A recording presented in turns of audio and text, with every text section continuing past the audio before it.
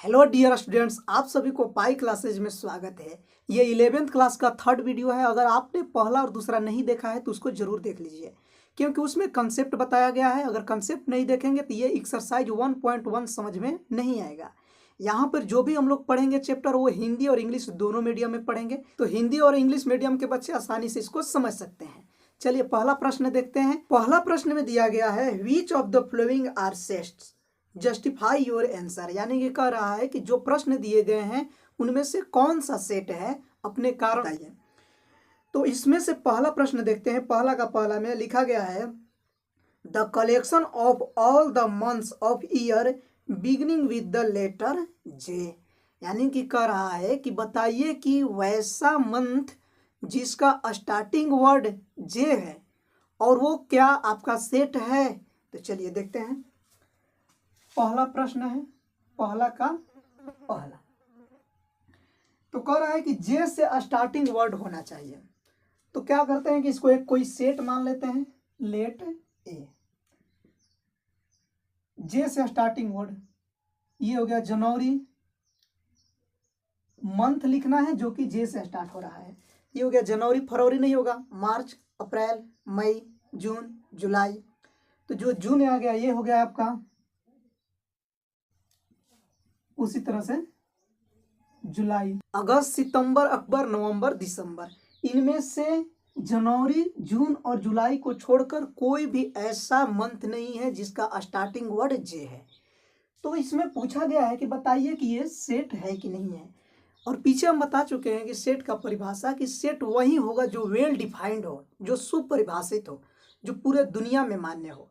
अगर दुनिया के किसी भी व्यक्ति से पूछा जाए कि बताइए कि जे से स्टार्टिंग वर्ड वाले मंथ कौन कौन से हैं, तो केवल यही 3 को बताएंगे, इसके अलावा और कोई नहीं बता सकते हैं। इसका मतलब कि ये वेल डिफाइंड है, ये सुपरिभाषित है। इसको हम लोग सुपरिभाषित कर सकते हैं, दुनिया के हर व्यक्तियों के लिए मान्य है। तो लिख लेंगे यहाँ पे, this collection is well defined. ये क्या है, वेल डिफाइंड है। हिंदी में लिखना होगा तो लिखेंगे कि यह सुपरिभाषित है। जब सुपरिभाषित है इसलिए इट इज ए सेट, इसलिए यह समुच्चय है, क्योंकि दुनिया के हर व्यक्तियों के लिए जे से स्टार्टिंग मंथ यही 3 को केवल होंगे। अगला प्रश्न देखिए। अगला प्रश्न लिखा गया है, the collection of 10 most talented writers of India. कह रहा है कि बताइए कि इंडिया के सबसे महत्वपूर्ण देश राइटरों का नाम क्या है, यानी कि कौन है, और उनका जो कलेक्शन होगा वो सेट होगा कि नहीं होगा। अगर किसी 5 व्यक्तियों से पूछा जाए कि बताइए कि 10 महत्वपूर्ण राइटर जो कि इंडिया के हैं, आप उनका नाम बताइए, तो वो 5 व्यक्ति क्या करेंगे कि अपने हिसाब से जिनकी कहानियां उनको अच्छी लगती हो और जो उनके आसपास के राइटर हों उनको ज़्यादा प्रेफर करेंगे बताना, यानी कि वो अपने हिसाब से 10 राइटर का नाम बताएंगे। तो 5 व्यक्तियों से पूछा जाएगा, तो मान लीजिए अगर कोई बिहार का व्यक्ति है तो हो सकता है बता दे प्रेमचंद और ये रामधारी सिद्दीनकर, रविंद्रनाथ टैगोर, इस प्रकार के कुछ राइटरों का नाम बताएगा। लेकिन अगर दूसरे तरफ चले जाएंगे, तमिल की तरफ में, तो वो कुछ दूसरे बताएंगे। कहने का मतलब क्या है कि ये सभी लोगों के लिए एक ही राइटर नहीं हो सकते हैं अच्छे, वो अपने अपने पर्सनल चॉइस पर है। तो इसका मतलब कि ये वेल डिफाइंड नहीं है, ये सुपरिभाषित नहीं है, क्योंकि हम जानते हैं कि वेल डिफाइंड उसको कहते हैं जो पूरे व्यक्तियों के लिए मान्य हो, सबका मत एक होना चाहिए, लेकिन इसमें सबका मत अलग अलग होगा। तो इसको देख लेंगे, इसको कैसे लिखेंगे। दूसरा नंबर है तो लिखेंगे, जो प्रश्न दिया गया है उसी को उतार लीजिए पहले। जैसे लिखेंगे, the collection of 10 most talented writers of India is not well defined. आगे जोड़ लीजिए यहां से, इज नॉट वेल डिफाइंड।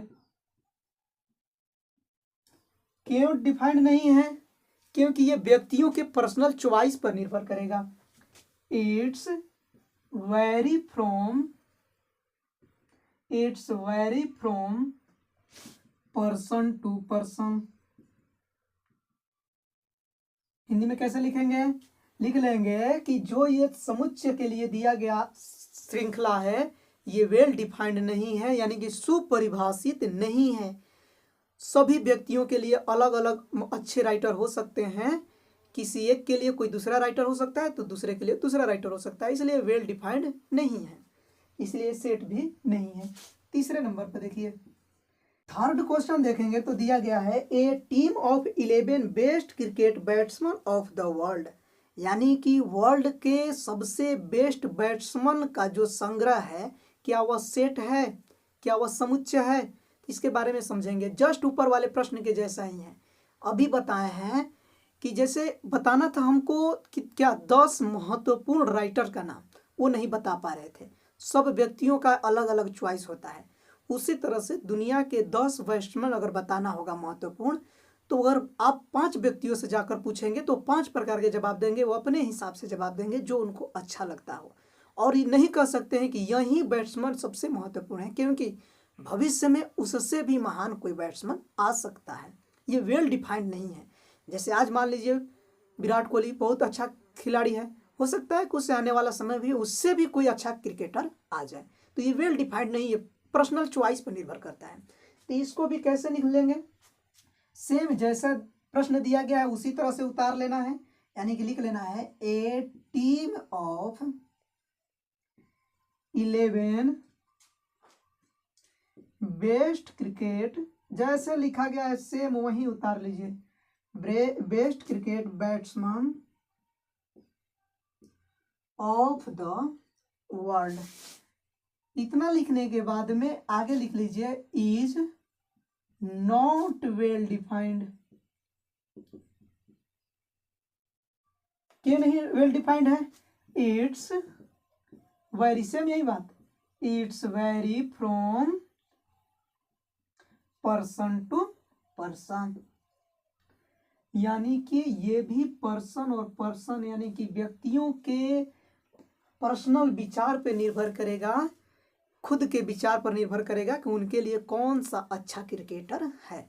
चौथे प्रश्न की ओर बढ़ते हैं। दिखा गया है the collection of all boys in your class, कह रहा है कि आपके विद्यालय के बच्चों का जो कलेक्शन होगा, जो संग्रह होगा, क्या वह सेट है? बिल्कुल सेट है। अगर आप मान लीजिए पढ़े हैं 9th 10th में, तो वहाँ पे जब अगर 10th में पढ़े हैं, डेली क्लास जाते होंगे, तो जितने उस क्लास के अंदर बच्चे हैं आप उनको जस्टिफाई कर सकते हैं, यानी कि आप अपने क्लास के प्रत्येक स्टूडेंट के बारे में कुछ ना कुछ जानते हैं, जैसे कि उसका नाम क्या है, उसका गांव कहाँ है, वो क्या करता है, वगैरह वगैरह। तो जब आप जान रहे हैं इसका मतलब वो वेल डिफाइंड हो गया। तो इसको कैसे लिख लेंगे? चौथा प्रश्न है तो जो लिखा गया है प्रश्न में सेम पहले वही उतारना है, लिख लेंगे the collection of all boys in your class. इतना लिखने के बाद में आगे क्या करेंगे? आगे लिख लेंगे इज वेल डिफाइंड। ये क्या है? वेल डिफाइंड है। क्यों वेल डिफाइंड है? As anyone in class can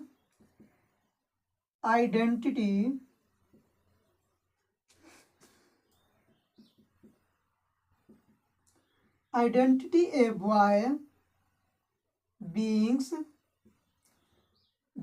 to this collection, यानी कि ये जो एक क्लास के बच्चों का कलेक्शन है उसमें किसी भी बच्चों को अगर लेंगे तो उस क्लास के प्रत्येक बच्चों का आइडेंटिफाई कर सकता है, इसलिए इट इज ए सेट। प्रश्न नंबर 5 देखेंगे तो दिया गया है the collection of all natural numbers less than 100, यानी कि 100 से नीचे की सभी प्राकृत संख्याओं का जो समूह है, संग्रह है, क्या वह सेट है? तो बिल्कुल सेट है, क्योंकि 100 से नीचे जितनी भी प्राकृत संख्या है, नेचुरल नंबर है, वो 1 2 3 4 5 99 तक जाएगी। ये सबके लिए उतना होगा, मेरे लिए 1 से लेकर 99 तक है, 100 से नीचे, तो आपके लिए भी वही होगा। इसका मतलब कि पहले नंबर इसको सेट मान लेंगे। बनाने के तरीका में कैसे करेंगे, तो इसको मान लेते हैं लेट ए बराबर करा है 100 से नीचे होना चाहिए, तो 1 2 3 4 ऐसे लिख लेंगे, और ये हो गया 90 तक। नेचुरल नंबर कह रहा है, प्राकृतिक संख्या है, तो ये क्या है, वेल डिफाइंड है। दिस इज, इस तरह से लिख दे रहे हैं, this collection is well defined. जो वेल डिफाइंड है इसलिए इट इज ए सेट, यानी कि यह सेट है। यह सुपरिभाषित है, इसका मतलब यह सेट है, क्योंकि 100 से नीचे किसी भी बच्चों के को कहा जाएगा तो यही लिखेंगे, जो कि प्राकृतिक संख्या हो, 100 से नीचे यही प्राकृतिक संख्या होते हैं।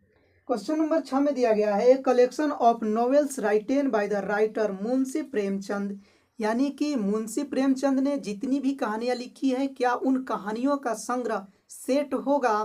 बिल्कुल सेट होगा, क्योंकि उन्होंने जितना भी कहानियां लिख दिया है, नॉवेल्स लिखा है, वो अब कोई उसको बढ़ा नहीं सकता है, क्योंकि उनका तो डेथ हो चुका है। तो जब डेथ हो गया है, अगर मान लीजिए 20 कहानियां लिखे हैं, तो 20 से बढ़ नहीं सकता है। वेल डिफाइंड भी है, सबको पता भी हो चुका है कि ये कहानियां उन्होंने लिखा है, और सब लोग जानते भी हैं।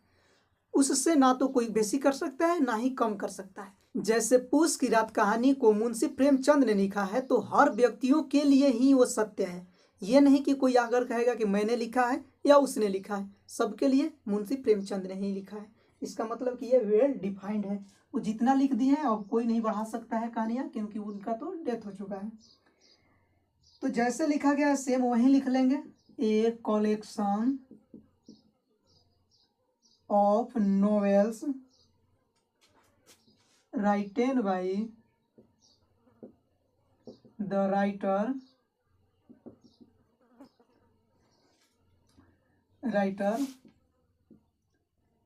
मुंशी प्रेमचंद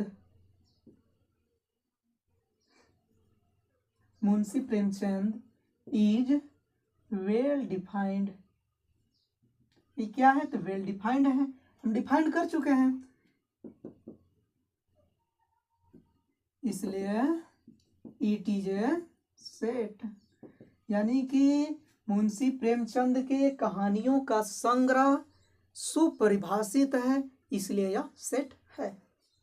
7th क्वेश्चन में दिया गया है, the collection of all even integers, यानी कि बताइए कि सभी सम पूर्णांकों का संग्रह क्या समुच्चय होगा, क्या सेट है? सम पूर्णांक, पूर्णांक संख्या यानी कि इंटीजर नंबर। इंटीजर नंबर क्या है, यानी कि पूर्णांक संख्या। तो जब होल नंबर को यानी कि पूर्ण संख्या को अगर प्लस और माइनस के रूप में लिख दिया जाता है, तो वो इंटीजर नंबर बन जाता है। इंटीजर नंबर ये जैसे हो गया 0 1 2 3, इधर अनंतों तक चला जाएगा, इधर माइनस में हो जाएगा। ये कौन सा संख्या है, सब होल नंबर है, इसको प्लस में लिख दिया गया, इसको किस में लिख दिया गया, माइनस में। पूर्ण संख्याओं को प्लस और माइनस के रूप में, धनात्मक ऋणात्मक में रूप जब दर्शाया जाता है तो इंटीजर नंबर बन जाता है।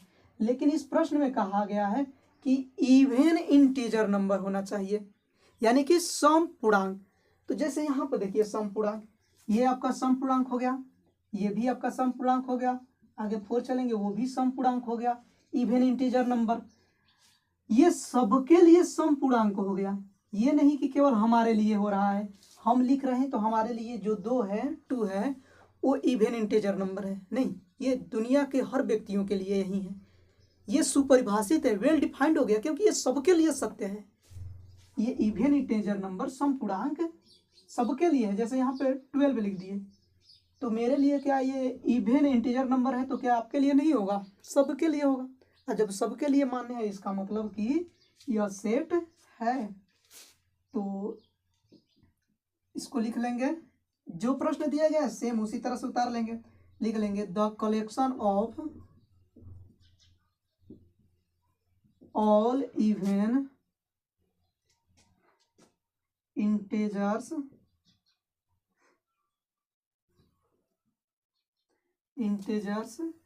Is well defined. ये वेल डिफाइंड है, इसलिए इट इज ए सेट। अगले प्रश्न की ओर देखते हैं। दिया गया है 8th क्वेश्चन में, the collection of question in this chapter, यानी कि इस चैप्टर में आने वाले प्रश्नों को बताइए कि अगर उनका संग्रह बनाते हैं तो वो सेट होगा कि नहीं। तो इस चैप्टर में जितने भी प्रश्न आ रहे हैं उनको हम गिनेंगे तो पता कर सकते हैं कि कितने प्रश्न हैं, कौन सा प्रश्न आसान है, कौन सा क्वेश्चन डिफिकल्ट है। तो हम लोग उसको देखकर पता कर सकते हैं, यानी कि हम उसको वेल डिफाइंड कर सकते हैं। ये ऐसा नहीं कि हम उसके बारे में नहीं बता सकते हैं, बिल्कुल बता सकते हैं। ये वेल डिफाइंड है। जो इस अध्याय में कह दिया इस चैप्टर में, तो हमें पता ही होगा कि इतने प्रश्न हैं और इनकी संख्या इतना है और ये इस प्रकार के प्रश्न है, इतना आसान है या इतना हार्ड है। वेल डिफाइंड है। कहीं दूसरे से वो प्रश्न उसमें आने वाले नहीं हैं। हमारे लिए अगर 1.1 में 6th क्वेश्चन है तो दूसरे बच्चों के लिए भी 6th क्वेश्चन ही होंगे। चलिए, तो इसको लिख लेंगे सेम उसी प्रकार से। क्या करना है कि जो दिया गया है प्रश्न उसी को उतार लेना है। The collection of question in this chapter is well defined,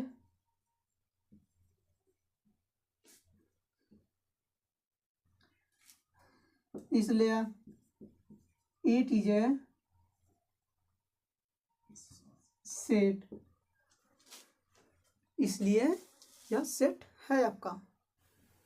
इस प्रश्न का लास्ट क्वेश्चन है 9th नंबर दिया गया है। Collection of most dangerous animals of the world, यानी कि वर्ल्ड के मोस्ट डेंजरस जो जानवर हैं उसका जो समूह है, क्या वह सेट है, यानी कि दुनिया के सबसे खतरनाक जानवरों का जो संग्रह है, क्या वह समुच्चय है। तो ध्यान रखना है कि जानवर तभी खतरनाक कहे जा सकते हैं जब उस एरिया में वो जानवर एग्जिस्ट करता हो, रहता हो। जैसे मान लीजिए हमारे देश में शेर हैं, तो शेर मान लीजिए खतरनाक जानवर है। बहुत सारे ऐसे देश हैं जहाँ पर शेर का नामो निशान तक नहीं है, तो क्या उस देश के लिए वो शेर खतरनाक हो सकता है? कभी नहीं हो सकता है। या मान लीजिए कि कोई जानवर है और आप उसके साथ में अच्छे तरह से रहते हैं, वो आपको नहीं काटता है, नहीं मारता है, तो आपके लिए खतरनाक नहीं है, लेकिन वो दूसरे के लिए खतरनाक जरूर हो सकता है। तो ये वेल डिफाइंड नहीं है कि कौन सा जानवर किसके लिए खतरनाक है और किसके लिए खतरनाक नहीं है। ये किस पे निर्भर कर रहा है? तो ये व्यक्तियों पर निर्भर कर रहा है कि वो जानवर उसके लिए खतरनाक है या नहीं है, उस स्थान के हिसाब से। तो इसको लिख लेंगे, a collection of most dangerous animals of the world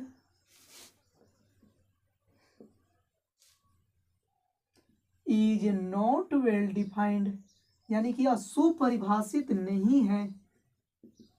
ये एकदम हम कंफर्म नहीं कर सकते हैं कि यही सबसे खतरनाक जानवर है। ये किस पर निर्भर कर रहा है? It's vary from person to person, ये व्यक्तियों पर निर्भर कर रहा है कि उसके लिए कौन सा जानवर खतरनाक है। So it is a not set, यानी कि यह सेट नहीं है। क्वेश्चन नंबर 2 में देखेंगे कि क्या कह रहा है। क्वेश्चन नंबर 2 में दिया गया है लेट ए, एक सेट दिया गया है 1 2 3 4 5 6।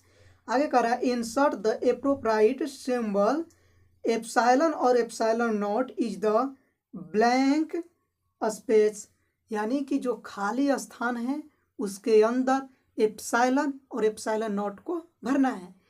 क्या कहते हैं एप्सिलॉन का मतलब? पीछे बताए हैं, ये हो गया एप्सिलॉन, जिसका मतलब है सदस्य है।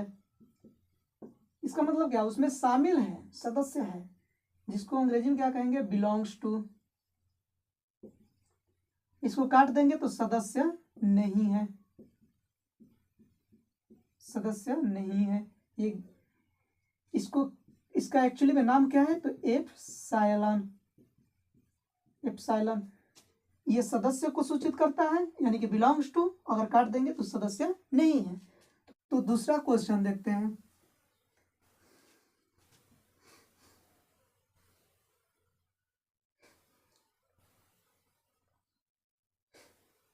तो दूसरा का पहला सोल्व करते हैं। यदि आप पिछले वीडियो को देखे होंगे तो इसको अपने आप से सोल्व कर सकते हैं। तो हमारा सेट क्या था, सेट दिया गया है ए बराबर 1 2 3 4 5 6 और इसमें पहला सोल्व करना है हमको। इस तरह से खाली स्थान दिया गया है और यहाँ पर 5 है। दूसरा नंबर में 8 है, खाली स्थान यहाँ पर ए है। थर्ड नंबर हो गया आपका 0 और यहाँ पर सेट ए दे दिया गया है। चौथे नंबर में 4 दिया गया है, फिर इधर सेट ए है। 5 हो गया आपका 2 और यहाँ पर ए है और 6 में आपका हो गया 10 और ये हो गया ए। अभी बताए हैं कि इसका मतलब सदस्य है एप्सिलॉन का मतलब, और जब काट देंगे सदस्य नहीं है। जैसे आप किसी समूह का सदस्य होते हैं, यानी कुछ समूह के आप अंदर स्थित हैं, जैसे ये समूह हो गया। अब बताना है कि ये जो 5 है इस समूह के अंदर स्थित है कि नहीं है। अगर है तो ये एप्सिलॉन भरना है, नहीं है तो एप्सिलॉन नॉट भरना है। देखिए ये ध्यान से देखेंगे तो 5 इसके अंदर आ रहा है, इसका मतलब सदस्य है। 5 इस सेट में आ रहा है, कुछ नहीं करना है, सिंपल सा है, केवल इसमें देखना है कि नहीं है। ये 8 देखेंगे इसके अंदर शामिल नहीं है, इसका मतलब सदस्य नहीं है, काट देंगे। 0 देखेंगे, ये भी 0 इस सेट में शामिल नहीं है, इसका मतलब यह भी सदस्य नहीं है, नहीं बिलोंग कर रहा है, नॉट बिलोंग्स टू। 4 देखेंगे तो ये इसके अंदर शामिल है, यानी कि बिलोंग कर रहा है, तो इसको इस तरह से लिख लेंगे। ये वाला सिंबल नहीं लिखेंगे बल्कि ये वाला लिख लेंगे क्योंकि वो इसके अंदर बिलोंग कर रहा है। 2 देखेंगे तो 2 भी बिलोंग कर रहा है। 10 देखेंगे नहीं है, इसके अंदर शामिल नहीं है, तो इस तरह से काट देंगे, यानी कि उसका सदस्य नहीं है। सिंपल सा था, जो दिया गया है उसको सेट में ढूंढना है। अगर है तो क्या करना है कि एप्सिलॉन लिखना है, नहीं है तो एप्सिलॉन नॉट कर देना है, यानी कि काट देना है। क्वेश्चन नंबर 3 की ओर बढ़ते हैं, जिसमें पहला प्रश्न दे रहा है write the following sets in roster form, यानी कि जो दिया गया उसको रोस्टर रूप में लिखना है। जिसमें से पहला है a equal to x such that x is an integer and x का जो वैल्यू है वो -3 से बड़ा है और इक्वल भी है, लेकिन 7 से लेस देन है, छोटा है। तो जो दिया गया है उसको रोस्टर फॉर्म में लिखना है। सिंपल सा प्रश्न है। a बराबर, यहाँ पर जो सिंबल दिया गया उसको देखिए क्या कह रहा है, इस तरह से दिया गया है और कह रहा है कि इंटीजर नंबर है, यानी कि पूर्णांक संख्या है। इंटीजर नंबर यानी कि पूर्णांक संख्या। इसका मतलब कि x का जो वैल्यू होना चाहिए वो -3 से बड़ा होना चाहिए, ग्रेटर देन होना चाहिए, साथ में इक्वल भी होना चाहिए। ग्रेटर देन इक्वल होना चाहिए, लेकिन लेस देन होना चाहिए 7 से छोटा होना चाहिए। तो कैसे लिखेंगे कि -3 के बराबर हो जाए x और बड़ा भी हो जाए। -3 ध्यान रखना है, वो भी इंटीजर नंबर लिखना है, इंटीजर नंबर होना चाहिए। ये हो गया -3, -2, -1, क्योंकि जानते हैं पूर्णांक संख्या प्लस और माइनस दोनों में रहता है। ये हो गया 0, 1, 2, 3, 4, 5, 6। 7 नहीं लिखेंगे क्योंकि 7 से लेस देन होना चाहिए, 7 से छोटा होना चाहिए। छोटा तो हो गया। अब क्या करेंगे, इसको इस तरह से मझले ब्रैकेट में, मिडिल ब्रैकेट में क्लोज कर देंगे, दोनों तरफ से उसको लॉक कर देंगे, बंद कर देंगे। दूसरे प्रश्न की ओर बढ़ते हैं। सिंपल सा प्रश्न है, ध्यान से समझिएगा, एकदम आसान लगेगा। दूसरा कह रहा है बी सेट दिया गया, इसका नाम कह रहा है कि x such that x is a natural number less than x, यानी कि कह रहा है कि x जहाँ x और x जो है एक प्राकृत संख्या है और वो भी होना चाहिए लेस देन, यानी कि छोटा होना चाहिए 6 से। 6 से छोटे प्राकृत संख्याओं को दर्शाना है रोस्टर फॉर्म में। सिंपल सा है, 6 से छोटा होना चाहिए नेचुरल नंबर प्राकृत संख्या। तो क्या हो जाएगा आपका, प्राकृत संख्या 1 से स्टार्ट होता है, 1 2 3 4 5 6 नहीं होना चाहिए क्योंकि 6 से छोटा होगा, लेस देन दे दिया है बुक में आपका। तीसरे प्रश्न की ओर चलते हैं। कह रहा है c is equal to x such that x is a 2 digit natural number such that the sum of its digit is 8। कह रहा है कि 2 अंकों की वैसी प्राकृत संख्या जिसका योग कितना होना चाहिए, 8 होना चाहिए। तो कैसे लिखेंगे 2 डिजिट का नंबर जिनको जोड़ने पे 8 आ जाए, यानी कि 2 अंकों की संख्या होना चाहिए लेकिन उसको ऐड करने पर 8 आना चाहिए। जैसे देखिए ये हो गया आपका 17 यानी कि 17, जो 17 है इसको अगर इनको हम जोड़ते हैं तो ये हो जाएगा 8 यानी कि 8 आ जा रहा है। उसी तरह से इसको एक बढ़ा देते हैं, मान लीजिए 2 कर दिए, इसको कम कर दिए 26, ये भी क्या है, इसको ऐड करेंगे तो 8 आ जाएगा, क्योंकि बोला गया वही शर्त कि 2 डिजिट का नंबर्स होना चाहिए लेकिन इसको ऐड करने पर 8 आना चाहिए। उसी तरह से इसको बढ़ाते जाइए, इसको कम करते जाइए, इसको भी ऐड करेंगे तो 8 हो जाएगा। ये हो गया 4, फिर यहाँ पे कर ले रहे हैं 4, 8 हो गया, 5 3 यानी कि 53 हो गया, और उसी तरह से 62 हो जाएगा, ये हो गया 71 80। ध्यान रखना है कि ये 2 अंकों की संख्या होना चाहिए जिसको जोड़ेंगे तो 8 आ जाना चाहिए। अगला प्रश्न देखते हैं। क्वेश्चन नंबर 4 में देखेंगे तो दिया गया है d is equal to x such that x is a prime number which is divisor of 60, यानी कि वैसा प्राइम नंबर जो 60 को डिवाइड कर दे उसको रोस्टर फॉर्म में लिखना है, यानी कि वैसी अभाज्य संख्या जो 60 को पूर्ण रूप से कटा दे उसको रोस्टर फॉर्म में लिखना है। तो अभाज्य संख्या किसको कहते हैं, वैसी संख्या जो एक और स्वयं को छोड़कर किसी अन्य संख्या से न कटे, यानी कि 1 से नहीं कटना चाहिए और इटसेल्फ खुद को छोड़कर दूसरी संख्या का यूज करेंगे और अगर उससे भी नहीं कट रहा है तो क्या होगा, अभाज्य संख्या हो जाएगा, यानी कि प्राइम नंबर होगा। जैसे कि प्राइम नंबर होता है 2 3 5 7 11 13 17 और ये हो गया 23। इस प्रकार से जो नंबर्स होते हैं वो प्राइम नंबर्स होते हैं। तो 4 नंबर में देखेंगे हल कैसे करना है। करा है कि डिवाइडर होना चाहिए 60 का, इसमें देखेंगे प्राइम नंबर भी होना चाहिए और 60 को कटाने वाला भी हो। ये क्या करेगा कि 60 को कटा देगा 2, 3 नहीं कटा पाएगा, बल्कि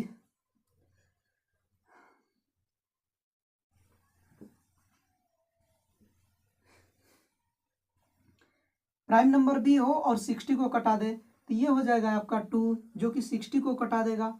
उसी प्रकार से 3 है, ये भी 60 को डिवाइड कर देगा, 5 भी डिवाइड कर देगा और ये प्राइम नंबर भी है।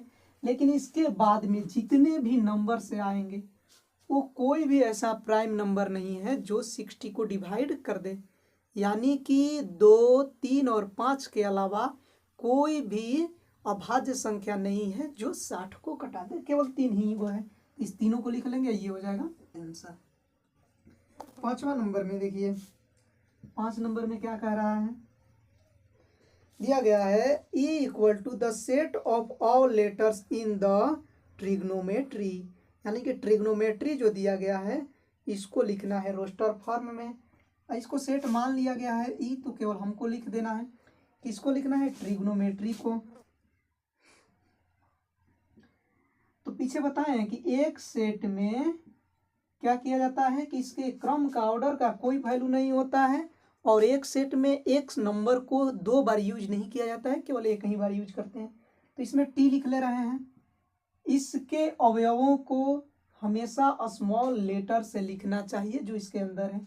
टी लिख लिए, उसके बाद में आर लिख ले रहे हैं, ये लिख लिए, ये लिख लिए, आई लिख ले रहे हैं, जी लिख ले रहे हैं, ओ भी लिख ले रहे हैं, एन भी लिख ले रहे हैं। लेकिन अब ओ नहीं लिखेंगे, क्यों नहीं लिखे हैं, क्योंकि यहाँ पे वो एक बार लिख चुके हैं और जब एक बार लिख दिए तो दोबारा लिखना जरूरी नहीं है। एम लिख लेंगे क्योंकि एम तो नहीं लिखे हैं पीछे। ई देख लेंगे, इधर कहीं लिखे हैं, नहीं लिखे हैं। टी नहीं लिखेंगे क्योंकि इधर तो टी लिख चुके हैं, और आर भी नहीं लिखे हैं क्योंकि आर भी लिख चुके हैं। वो वाई बचा है तो वाई को उतार लेंगे, ये हो गया आंसर। एक नंबर को एक से ज़्यादा बार नहीं लिखना है। उसी प्रकार से एक लेटर आता है, एक से ज़्यादा बार लेटर का यूज हो रहा है तो बार बार नहीं यूज करेंगे, एक ही बार लिखना होता है। अगला प्रश्न दिया गया है सेम उसी प्रकार से, ए बराबर the set of all letters in the world better, यानी कि बेटर का हमें बनाना है रोस्टर फॉर्म। इसको सेट एक मान लिया गया है, BETTER। कैसे लिखिएगा? स्मॉल लेटर हमेशा इसके अंदर स्मॉल लेटर यूज कीजिए। बी एक बार लिख लेंगे, ई लिख लेंगे, डबल टी लिखा गया है केवल एक ही बार लिखेंगे, फिर हाई ई का यूज नहीं करेंगे क्योंकि कहीं आया गया है, एगो यार है तो यार लिख लेंगे। ये हो गया आंसर।